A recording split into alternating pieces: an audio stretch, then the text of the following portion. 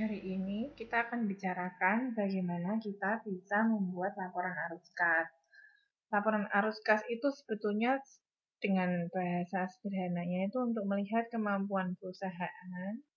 Pertama, bagaimana perusahaan itu hidup dari siklus operasinya. Kedua, bagaimana dia membayar dividen. Yang ketiga, melihat investasi-investasi yang dilakukan oleh perusahaan.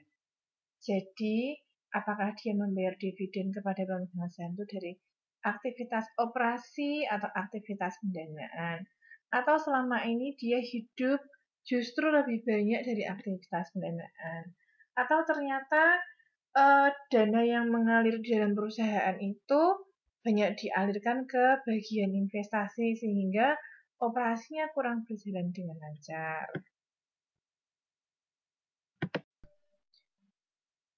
Aktivitas operasi, investasi, dan pendanaan itu merupakan bagian dari klasifikasi laporan arus kas. Artinya apa? Artinya ketika kita membuat laporan arus kas, kita tuh harus membuat perincian-perincian bagaimana aktivitas operasi perusahaan, bagaimana aktivitas investasinya, dan bagaimana aktivitas pendanaannya. Aktivitas operasi jelas dia meliputi perubahan kas yang terpengaruh dari transaksi yang menghasilkan pendapatan dan beban. Dari sini bisa dilihat, berarti nanti yang akan kita pakai ada beberapa hal. Pertama, jelas laporan rugi laba, karena di situ ada perincian pendapatannya dan ada perincian beban-bebannya. Lalu aktivitas investasi itu sendiri meliputi perolehan dan pelepasan aset tetap. Kemudian meminjamkan uang dan menagih pinjaman. Jadi kalau mau buat perincian aktivitas investasi jelas yang dipakai adalah laporan posisi keuangan alias neraca dan informasi-informasi yang didapat. Kemudian untuk aktivitas pendanaan, dia meliputi perolehan kas dari pinjaman dan pembayaran hutang, perolehan kas dari para pemegang saham, pembelian kembali saham, dan pembayaran dividen. Artinya, kita ini untuk pendanaan harus melihat neraca, ya, apakah utang usahanya naik atau turun, atau ternyata ada utang lain di luar utang usaha. Kemudian kita harus melihat laporan laba rugi, apakah dia bagi dividen. Dan kita juga harus mempertimbangkan informasi yang didapat selama transaksi satu periode. Slide ini isinya adalah penerimaan dan pengeluaran kas pada umumnya untuk setiap aktivitas.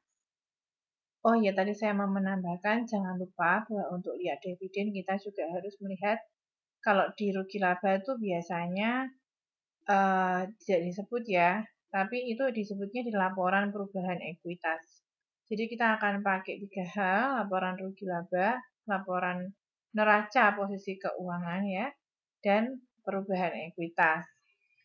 Nah, di sini gambar ini itu berisi tentang perincian yang dipakai pada umumnya.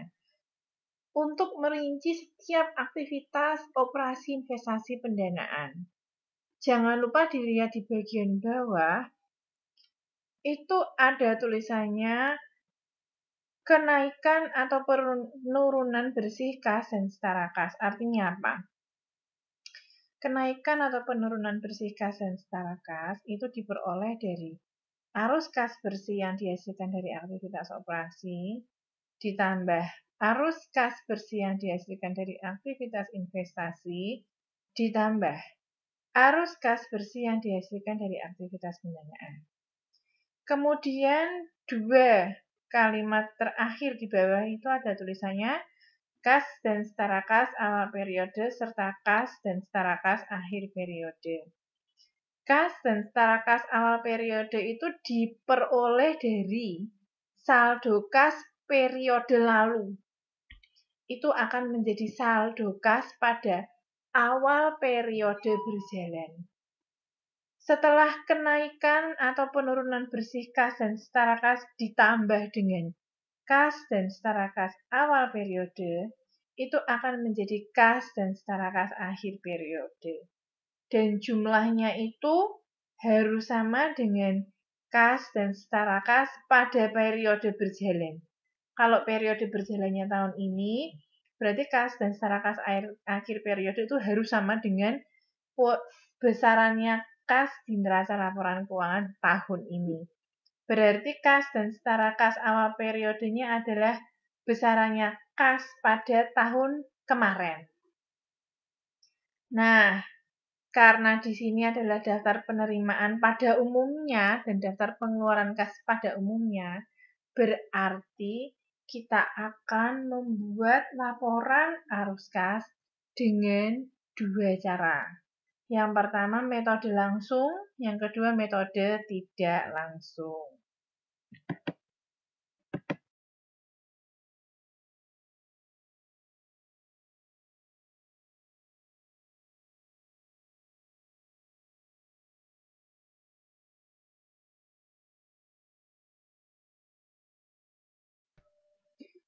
Nah, kalau dalam metode langsung, dia itu laba akrualnya harus dikonversikan ke cash basis berdasar pada kas yang diterima. Padahal kan gini ya, kita kalau selama ini mencatatkan pakai metode akrual. Artinya itu kan bukan berdasarkan duit yang benar-benar diterima, tapi kan pada saat transaksi terjadinya. Ya, bedanya akrual basis dan cash basis kalian kan harus tahu. Kalau nggak tahu, ayo lihat di pelajaran PA1. Artinya apa? Kalau laba yang dihasilkan itu di laporan keuangan adalah laba akrual, berarti dia itu harus disesuaikan. Harus ada yang dikeluarkan dari penghitungan dan harus ada yang ditambahkan lagi ke penghitungan. Ya. Konversinya pakai apa? Pakai laporan laba rugi. Kalian jangan lupa bahwa laporan laba rugi itu dicatat dengan dasar akrual. Itu harus dirubah ke cash basis. Artinya harus dicatat sebesar pihak kas yang benar-benar sudah diterima.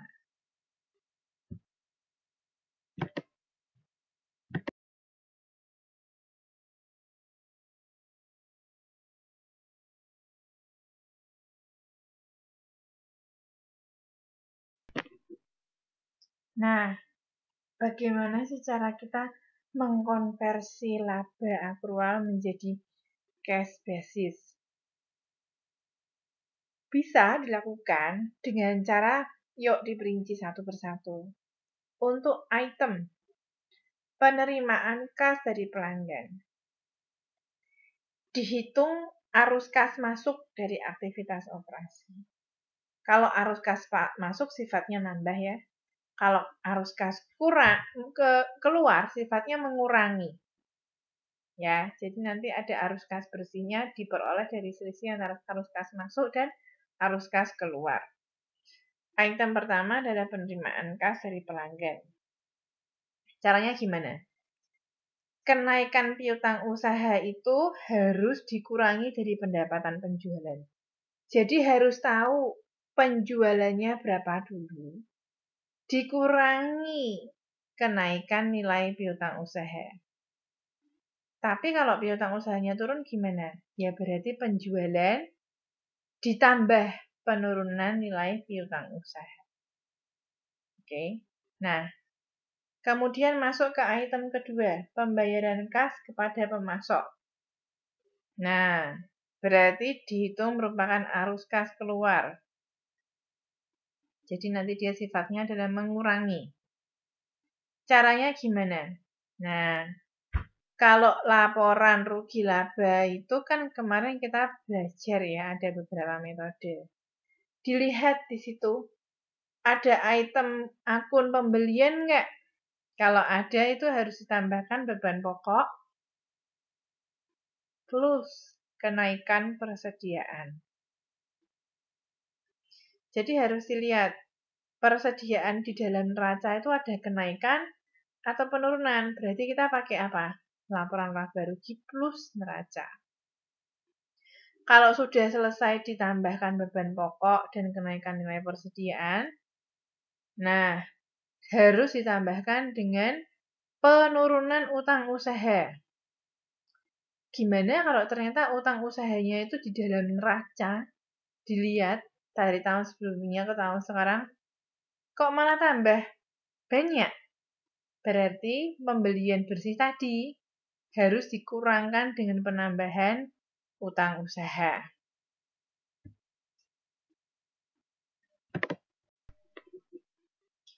Lalu masuk ke item berikutnya, yaitu pembayaran kas untuk beban operasi.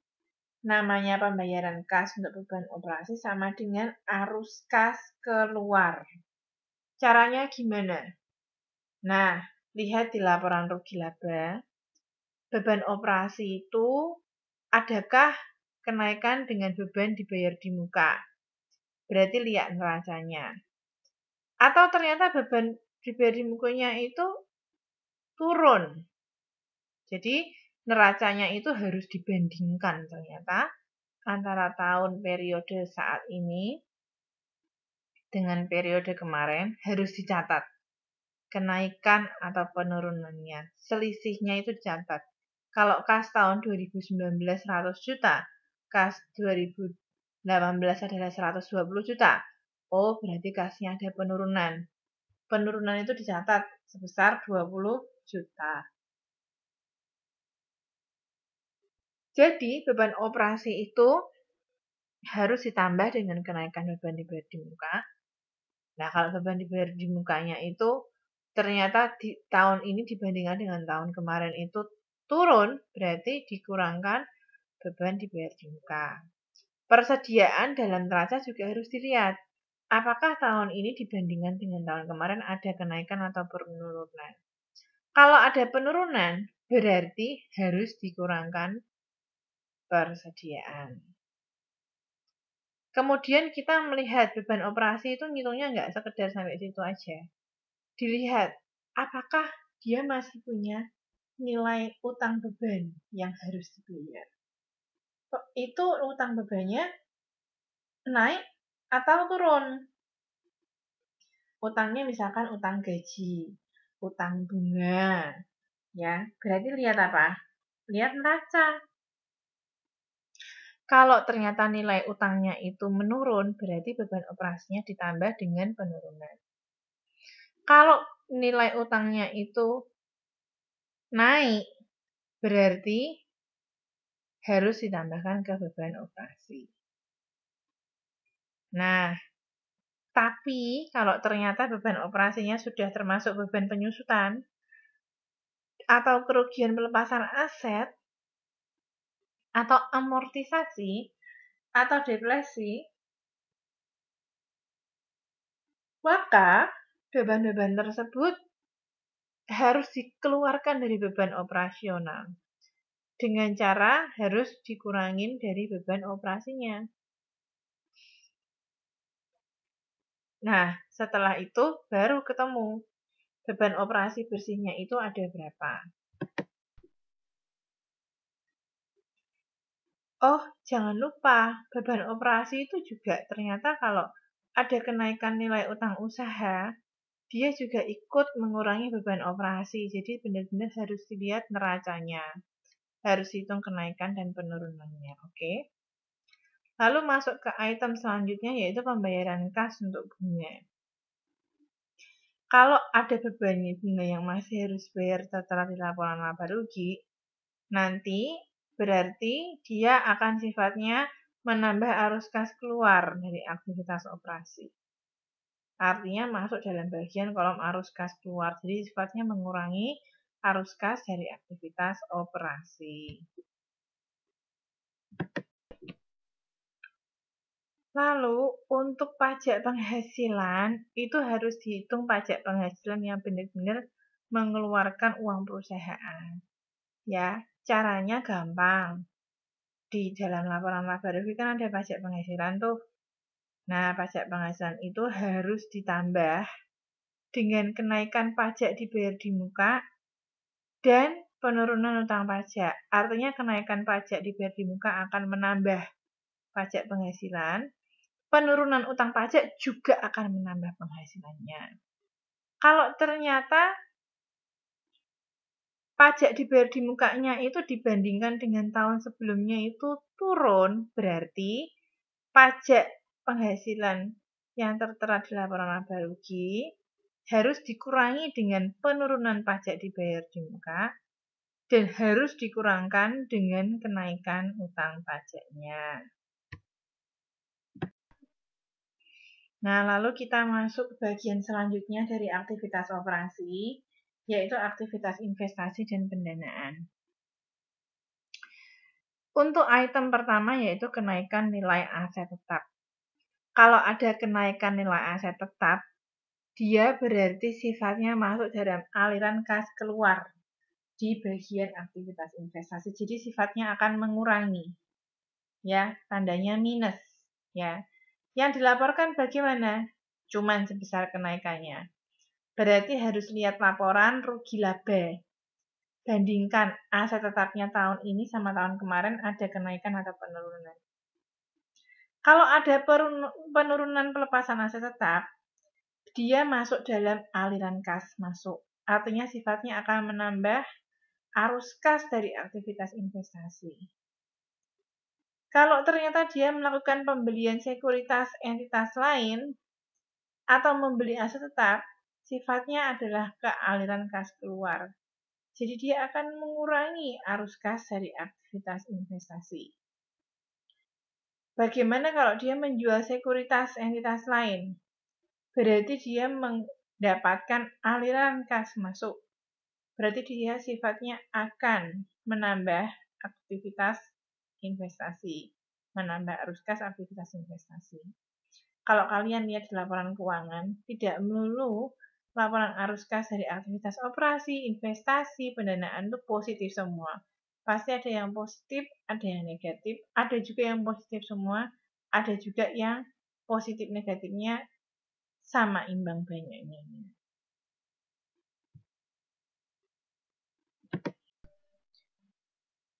Aktivitas operasi, investasi, dan pendanaan itu merupakan bagian dari klasifikasi laporan arus kas. Artinya apa? Artinya ketika kita membuat laporan arus kas, kita tuh harus membuat perincian-perincian bagaimana aktivitas operasi perusahaan, bagaimana aktivitas investasinya, dan bagaimana aktivitas pendanaannya. Aktivitas operasi jelas dia meliputi perubahan kas yang terpengaruh dari transaksi yang menghasilkan pendapatan dan beban. Dari sini bisa dilihat, berarti nanti yang akan kita pakai ada beberapa hal. Pertama, jelas laporan rugi laba, karena di situ ada perincian pendapatannya dan ada perincian beban-bebannya. Lalu aktivitas investasi itu sendiri meliputi perolehan dan pelepasan aset tetap. Kemudian meminjamkan uang dan menagih pinjaman. Jadi kalau mau buat perincian aktivitas investasi jelas yang dipakai adalah laporan posisi keuangan alias neraca dan informasi-informasi. Di sini saya kasih formatnya. Laporan arus kas metode langsung. Nanti bisa diterapkan di dalam contoh soalnya. Ya, ini dibaca dulu dan dipahami dulu.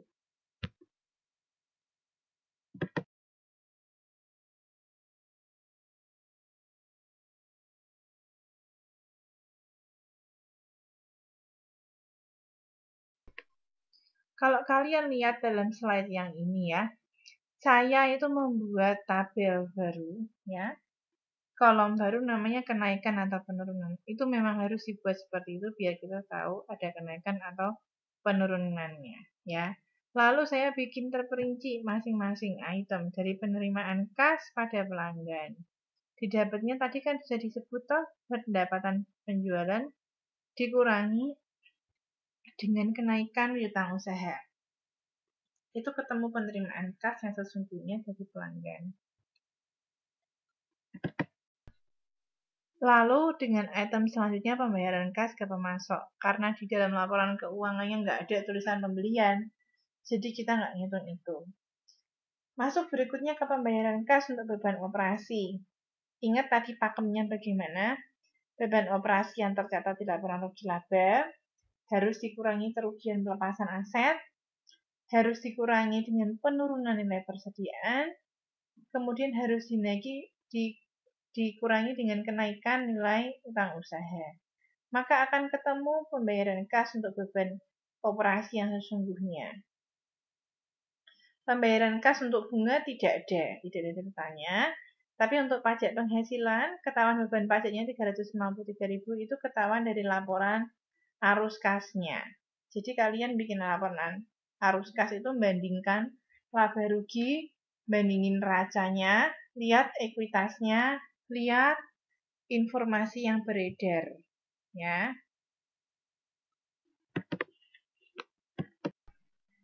Kemudian kita lihat di item kenaikan aset tetap. Gak ada kenaikan, jadi nggak ditulis. Tapi kita punya penurunan aset tetap. Jelas untuk penurunan, sesuai dengan yang tadi kita bicarakan sebelumnya, dia akan masuk dalam arus kas masuk. Sehingga sifatnya dia akan menambah arus kas dari aktivitas pendanaan. Masuk aktivitas investasi. Terus kemudian dia juga melakukan pembelian aset tetap, sehingga dia masuk dalam arus kas keluar dari investasi. Jadi sifatnya akan mengurangi arus kas bersih dari aktivitas investasi. Untuk penjualan sekuritas entitas lain dan penerbitan ekuitas saham sendiri, tidak ada, jadi tidak dihitung. Bagaimana dengan pembayaran dividen? Ada info tadi di dalam contoh soal, memang dia akan bayar untuk tahun 2019 dan sudah diumumkan dan dibayar sebesar 200.000.